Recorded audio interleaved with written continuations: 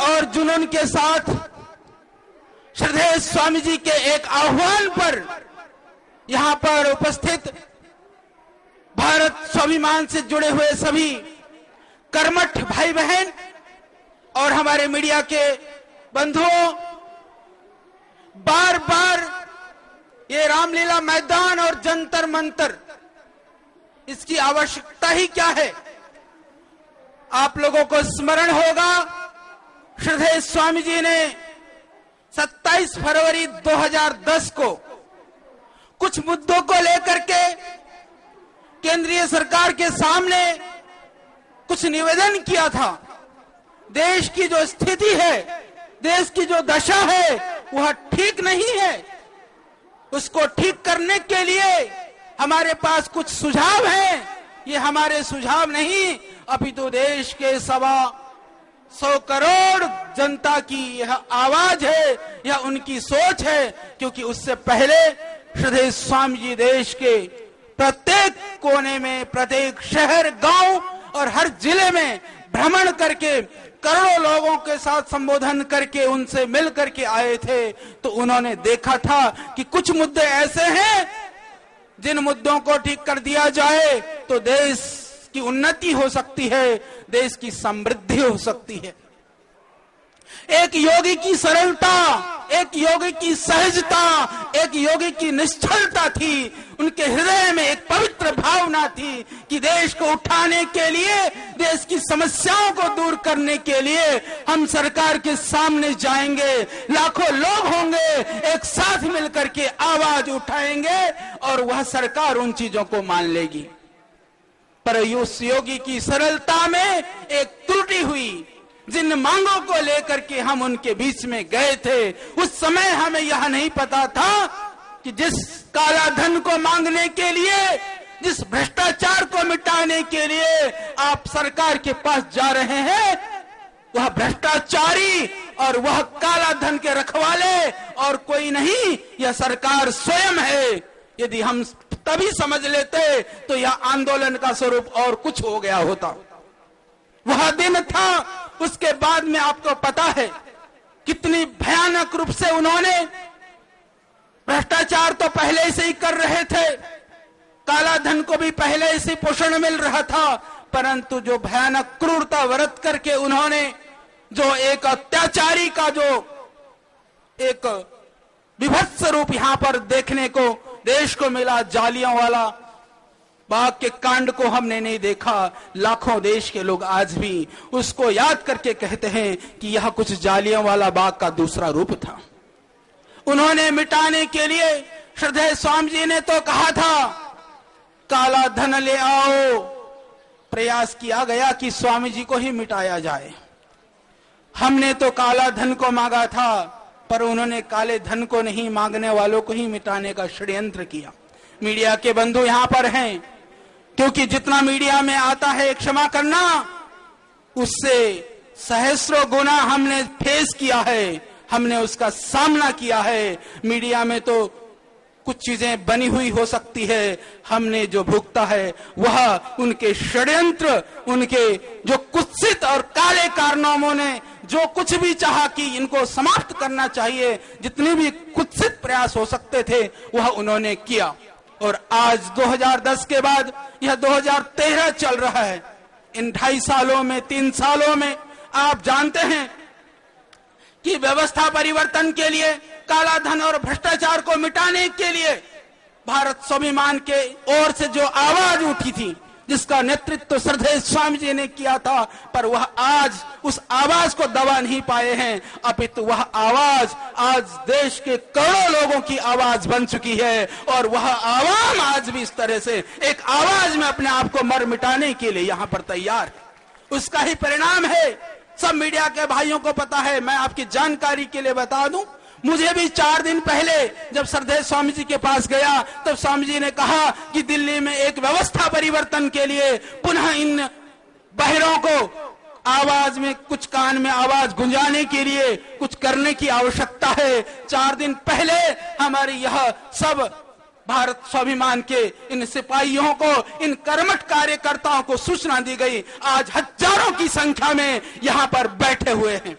और सरकार की नीयत की यदि आप बात करते हैं तो मैं कहना चाहता हूं, जब हम आ रहे थे छावला से, हमें यहां ना आने देने के लिए हमें भी राजघाट की ओर भेज दिया गया था। वो तो हमारे कर्मठ कार्यकर्ताओं ने वहीं विद्रोह कर दिया और उनको रास्ता बदलना पड़ा। अभी भी कई बसें इन्होंने जो है दूसरी तरफ लगा दी हैं।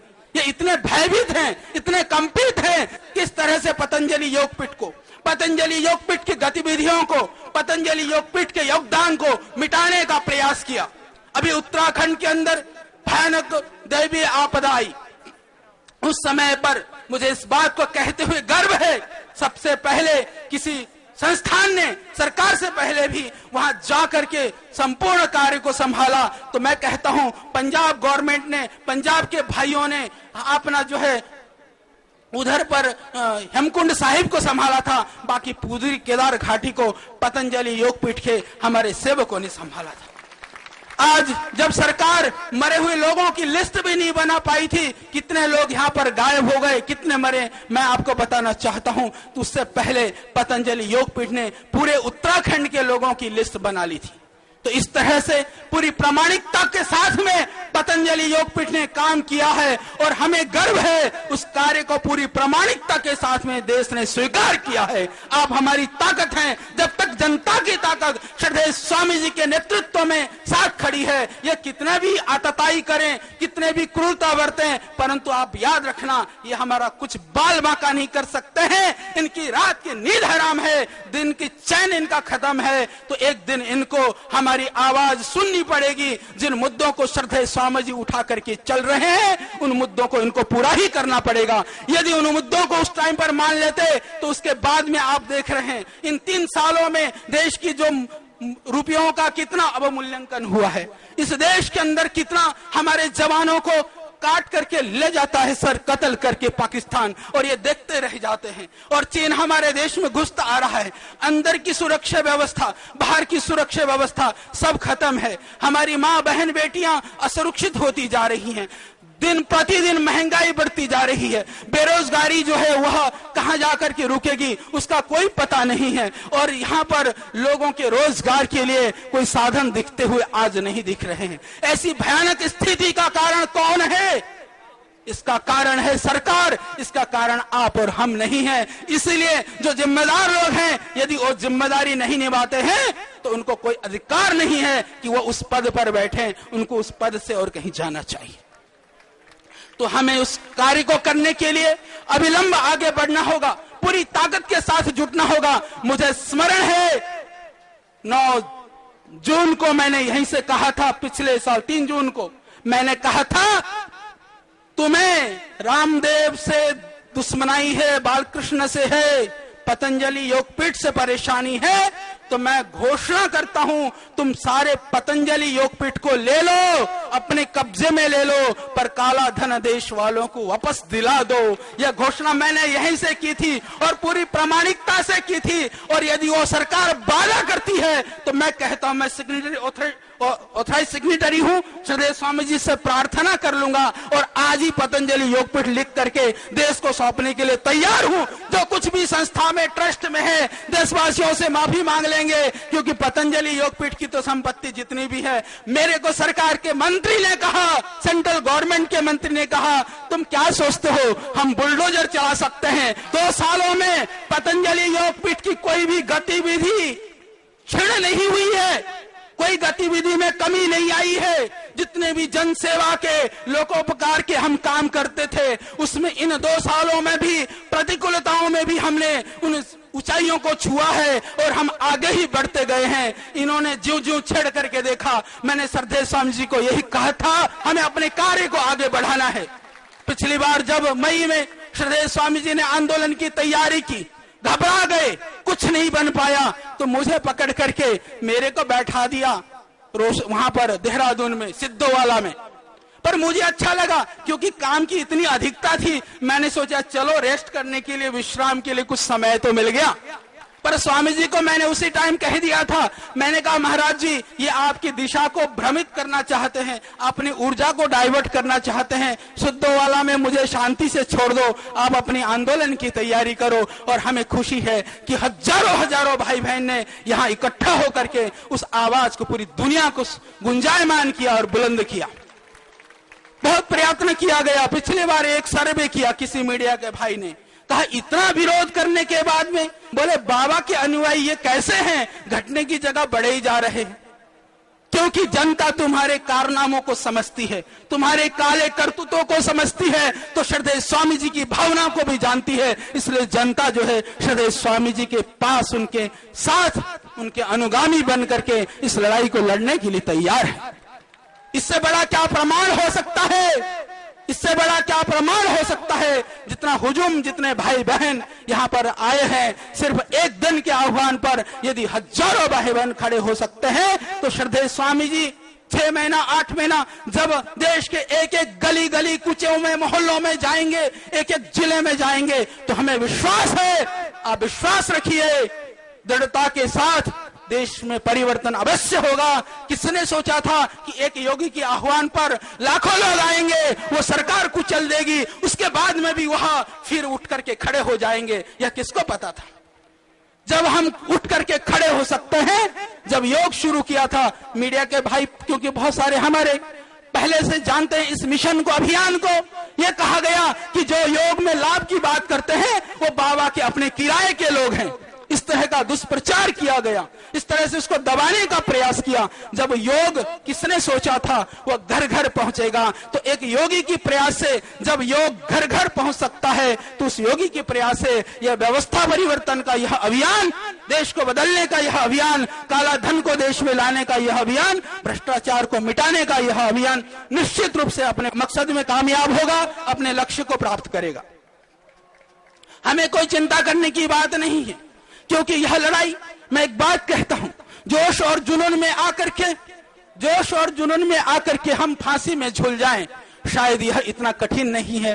क्योंकि एक दिन के जोश से शायद हम कुछ भी कर गुजरे, पर तिल तिल अपने को जला करके, पल पल अपने आप को देश के लिए आहूत करते हुए, प्रतीक्षा करते हुए उस देश के लिए लड़ना, यह कठिन कार्य है। पर यह मां भारती अभी बांझ नहीं हुई है, तो ऐसे पुत्र और पुत्रियां इस देश के लिए अभी भी लाखों की संख्या में तैयार हैं। वो देश के लिए मरना भी पड़े तो मरने के लिए भी तैयार है। यदि रावण न होता, भगवान राम को कौन जानता, यदि कंस न होता, भगवान कृष्ण को कौन जानता। आज मौका आया है जिस समय के लिए हमारी माताएं अपने बच्चों को जनती हैं। यह समय आया है, देश के लुटेरों ने, गद्दारों ने, ये काला धन के रखवालों ने हमें ललकारा है। यदि अब भी हम सोते रहे, ये समय कभी नहीं आएगा और आने वाला देश का इतिहास हमें कभी माफ नहीं करेगा। इसीलिए मेरे भाई बहनों, जाग जाओ। भगवान ने तुम्हें इन गद्दारों को भेज करके तुम्हें मौका दिया है और तुम्हारे अंदर के, तुम्हारे स्वाभिमान को ललकारा है। फिर भी हम सोते रहे तो इसको जगाने के लिए कोई नहीं आने वाला। इसीलिए उत्तिष्ठत जागृत प्राप्त वरान निबोधत, उठो, जागो और अपने लक्ष्य को पहचानते हुए इस अभियान में मैं एक बात कहता हूं, एक जन्म की भी परवाह मत करो। हम हिंदू संस्कृति को मानने वाले लोग हैं। यदि दूसरा भी जन्म लेना पड़े, यदि काम बच जाएगा तो आकर के भी हम पूरा करने के लिए तैयार हैं। इसके लिए हमें तैयार होना होगा। जल्दीबाजी की परवाह मत करिए, उसकी चिंता मत करिए। वीरों को याद करो, शहीदों को याद करो। उन लाखों वीरों ने, शहीदों ने घर के लिए नहीं सोचा, परिवार के लिए नहीं सोचा, अपने लिए नहीं सोचा। उनके मन में बात थी तो मात्र और मात्र भारत माँ के लिए, इस देश के लिए, देश के लोगों के लिए थी। उनके चरित्र को पढ़ो और अपने चरित्र को उन जैसा बनाने का प्रयास करो। फिर तुम देश के लिए मर मिटने के लिए यूं सहजता से, यह तो हमारे लिए गर्व और गौरव की बात है। यदि वो हमें सताते हैं, इसका मतलब यह है कि हम में कुछ दम है, इसीलिए वो हमारे पीछे पड़े हैं। इसमें क्या फर्क पड़ता है।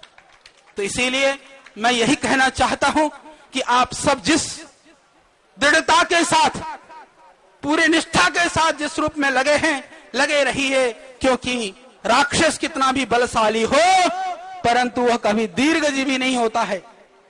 अपने इतिहास को पढ़ा है, अपनी संस्कृति को पढ़ा है, तो उनकी आयु खत्म होने वाली है। तो समय आएगा, देश बदलेगा, पुनः यह देश विश्व गुरु के पद पर प्रतिष्ठापित होगा। वह दिन भी हम देख पाएंगे, नहीं तो आगे आने वाली पीढ़ियां हमें कभी माफ नहीं करेगी। पर हम ऐसे गद्दार नहीं हैं कि देश लूटता रहे और हम देखते रहे, तो हम देश को लूटने नहीं देंगे। इसलिए हम सड़कों पर हैं। तो इस लक्ष्य को हमें पूरा करना है।